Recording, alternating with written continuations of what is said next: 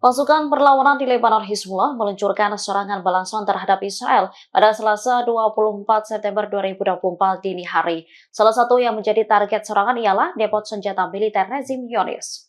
Diketahui dalam operasi ini, Hizbullah menargetkan bandara militer Megiddo sebelah barat Afula sebanyak 3 kali. Dikutip dari Al-Mayadin, bandara militer tersebut dibombardir dengan rudal Fadi 1 dan Fadi 2. Mereka juga menargetkan pangkalan Amos, pangkalan utama untuk transportasi dan dukungan logistik untuk wilayah utara. Selain itu, melumpuhkan bandara Ramat David serta pabrik bahan peledak di daerah Zikron dengan 2 rudal.